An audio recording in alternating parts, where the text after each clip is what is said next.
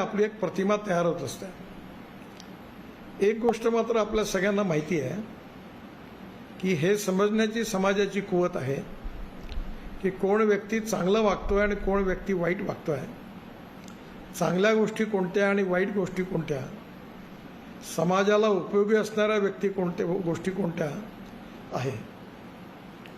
आज आपल्या समाजामध्ये, पारिवारिक जीवनामध्ये, सामाजिक जीवनामध्ये, राष्ट्रीय जीवनामध्ये, राजकीय जीवनामध्ये, व्यक्तिगत जीवनामध्ये मान सन्मान, प्रतिष्ठा, ताण तणाव, अभिनिवेश याचं मिश्रण आहे।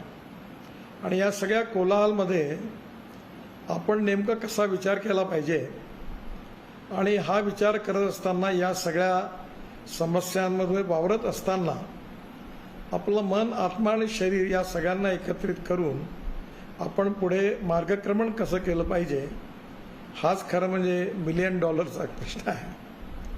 आणि हे सगळं मार्गदर्शन जे आहे हे तेच लोक देऊ शकतात की जे समाज जीवनाचा अनेक वर्ष विचार करतात, चिंतन करतात, त्यांच्या अनुभवातून ते दिशादर्शन मिळू शकतात। स्वर्गीय दत्तोपंत ठेंगडी यांचं एक प्रसिद्ध वाक्य मला नेहमी आठवतं।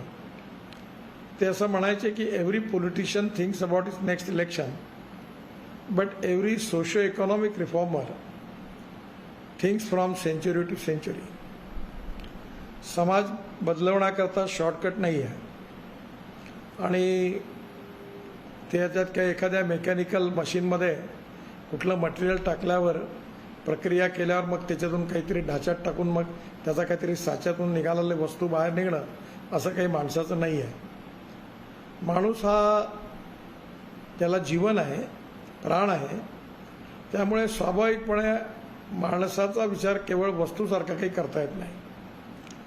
मग माणसाचा विचार कसा केला पाहिजे याच्याकरता माणसाच्या व्यक्तिमत्वावर, मन, आत्मा आणि शरीर या तिघांवर आपल्यावर विविध प्रकारच्या प्रसंगातून, विचारातून, भाषणातून, कृतीतून, समाज जीवनामध्ये आपल्यावर काही परिणाम होत असतो आणि हा परिणाम खूप मोठा आहे।